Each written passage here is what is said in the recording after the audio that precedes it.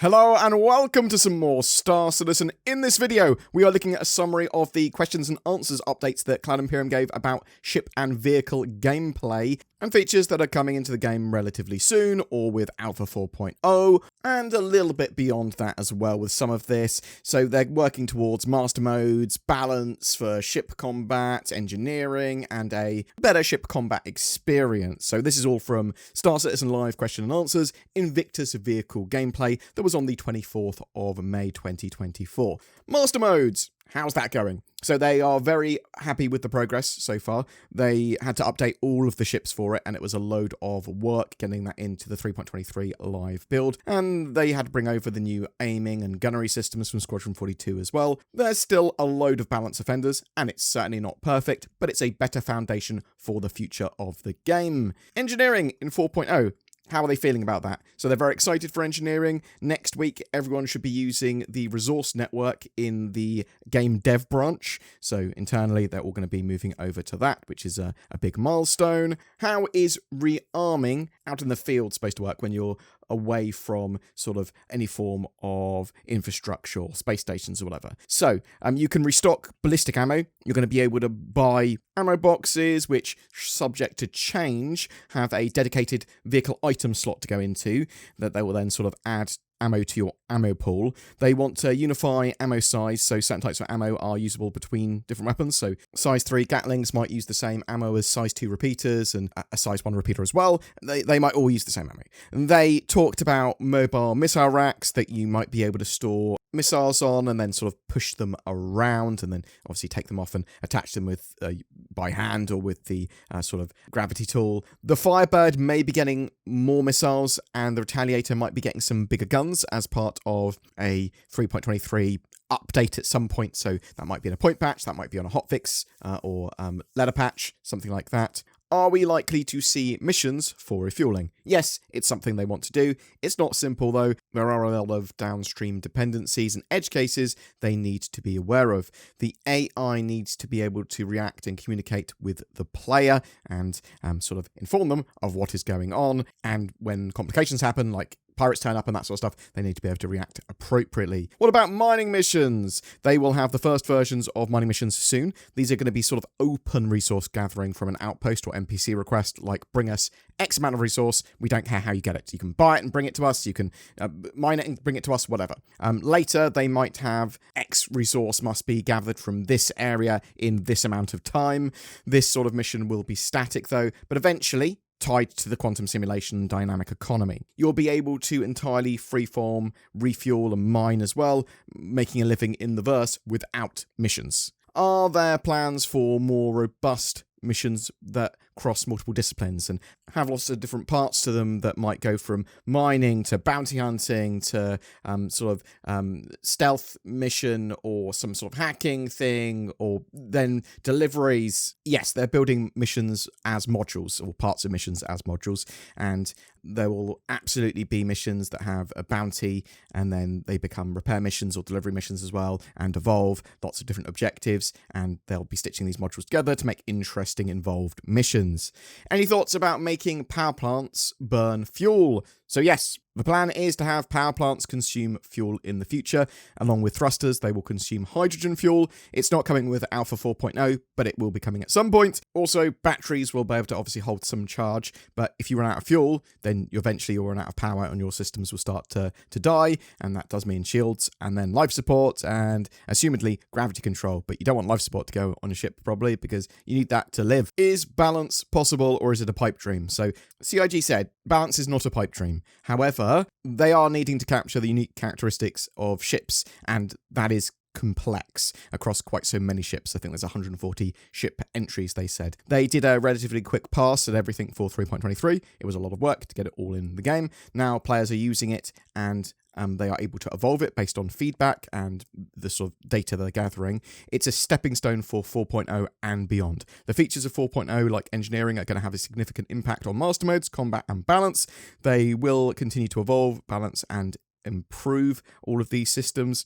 They will sort of always have a level of intentional imbalance and variance, because there are big ships, there are powerful military loadouts, and there's then the economy and the costs of things to consider too when considering balance. Like, my fighter might be better than yours because I've bought a 50 million UEC loadout and it costs me 5 million every time I take it out for a fight, compared to you only costing a few hundred UEC to take yours out. Now, over a period of time, I effectively lose financially. So costs and stuff like that are considered too. Non-lethal damage. Is there an update on EMPs and distortion? So yes, they're going to allow you to deactivate components with EMP and distortion damage. A multi-tool will be able to counter distortion damage, remove it, drain it. So expect big updates with 4.0. Soft death is also changing in 4.0 because of engineering. So you're going to be able to fix your ship after it's been soft deathed, but it will be, the reason it's actually sort of not functional is because of fuses or components being broken,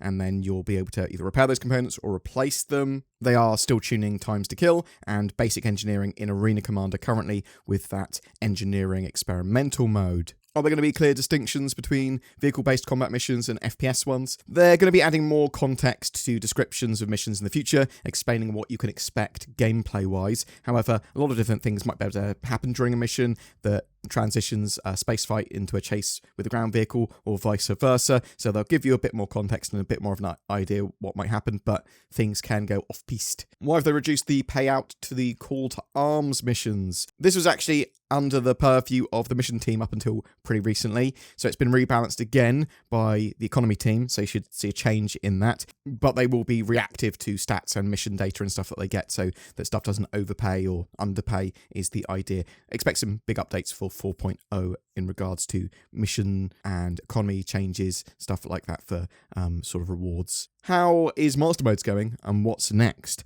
They rate the changes overall pretty positively between Master Modes in 3.22, this sort of experimental mode they had, and now being actually deployed in 3.23 live. It's a huge undertaking with a ton of stuff being added in that live build. There is a huge amount of improvements that are needed still with ESP, 1v1 dogfighting, the flight model, especially with trying to combat backstrafing, combat distances, weapon speed tunings, bug fixes, ship tunings. They are trying to do a lot and get it into a better state. It is nowhere near in its final state, but 4.0 and resource networks will add a load more interest here, along with updates to the sort of system and another round of balance. Does racing have a future? Yes, of course. Master Modes tuning totally changed things though, so they're waiting on more changes and more tweaks and Master Modes to be more complete before they start changing the tracks and balancing the tracks again, and racing is really important to them. They need to update and sort of do some racing tunings, but that will be a little bit in the future. Yogi Klatt likes the idea of smoke pods on racing ships because he's a monster.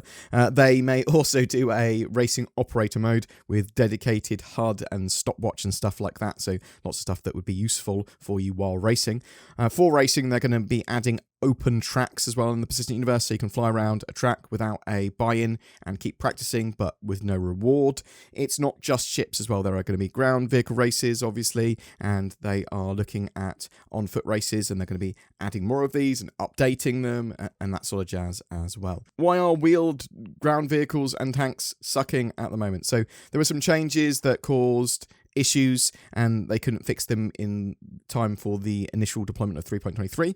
Both tanks are fixed now, so the Nova tank and the Storm. They should also be having fixes for other wheeled vehicles as well, go out in a hotfix or point patch for all of these sort of ground vehicle fixes in the very near future, and they want to further improve the experience as well beyond that. Are there plans for updating the UI to be less cluttered? Yes, they're talking about it internally at the moment. What happened to Gravlev vehicles? They appear to be broken. So yeah, they've got some reports of odd issues with Gravlev vehicles, sort of stopping working, flipping over, crashing, exploding. They are trying to figure out what's going on here, but more generally, they want to improve the overall experience. Expect a fix for that at some point in the not too distant future. What are they doing to encourage ground vehicle usage in missions?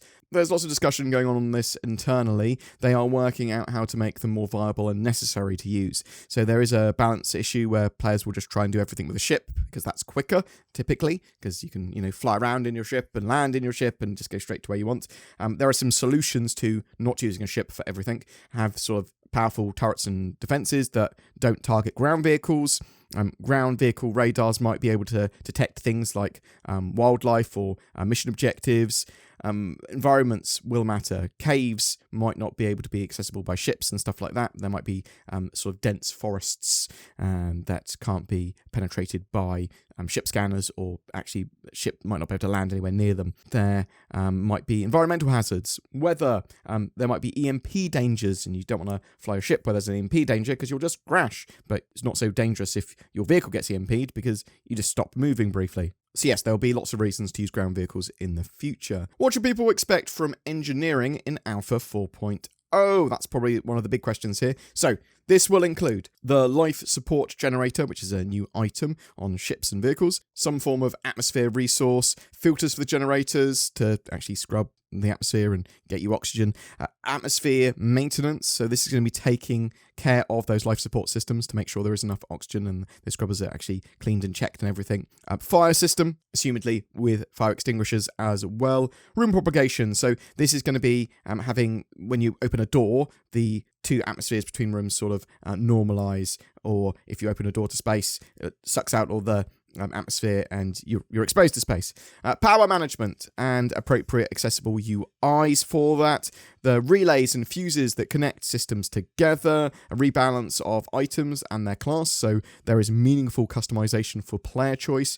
Batteries won't be in 4.0 though, as they want to make sure that they get that component correct, and there's still some more work to do that, but they're going to be polishing engineering as they move forward as well. There's going to be the ability to repair and replace ship modules. There's going to be 3 different types of malfunction: fire, general damage, and distortion damage. And distortion damage is getting an update. Relays and fuses and exchanging fuses is a thing. It's going to be a big learning curve for players, especially on larger ships, because they need to make sure that these relays don't go offline, otherwise they'll lose a large section of their ship, power there and the components there, and potentially won't be able to fly, won't be able to spool up their quantum drive, won't be able to get power to the bridge. CIG did also mention that the cargo dupe exploit is fixed internally, and they will be publishing this to the live servers soon, and there might be a hotfix patch or a point patch for this ASAP. I suppose that's coming with other fixes they've got for the ground vehicles and stuff like that. Boom! That's it for your summary of that Invictus vehicle gameplay Q&A from Star Citizen.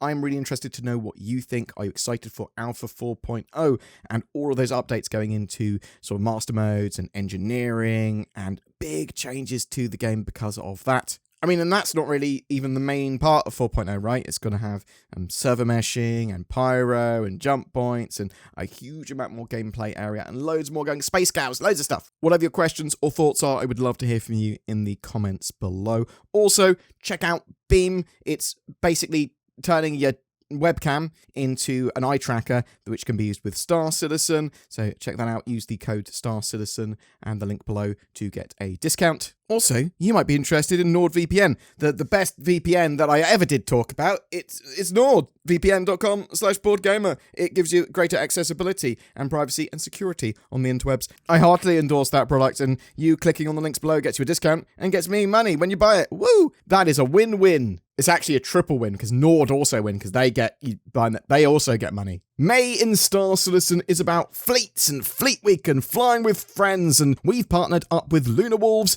a Star Citizen org, to give away a fleet of ships. Commenting on any of my videos during the month not only gets you a chance to win a Spirit C1, but also a Constellation Andromeda, a Vanguard Sentinel, and a Corsair, courtesy of Lunar Wolves. They'll each be going out to a different winner chosen randomly from the video comments. But wait, there is more. Sign up to the Lunar Wolves recruitment page, link down below, for a chance for even more ships, including an RSI Polaris with lifetime insurance and a Hornet F7C Mark II. Winners of those will be selected randomly from eligible org signups. Lunar Wolves welcome all that share their passion for adventure and love of Star Citizen. You can learn more about them on their org page or at lunarwolves.org. If you would like to further support our channel, please like, subscribe, comment, share these videos. And if you'd like to go the extra mile, and I would love you to, please consider becoming a Patreon or clicking that join button under my videos. It goes a huge way in allowing us to make daily content and keep the channel going. You'll get some exclusive content from that as well. Anytime Zin and I can actually put it out, as well as help evolve the channel with polls and suggestions and that sort of stuff. Thank you so much for watching to the end, and have a great May. It's going to be a good one.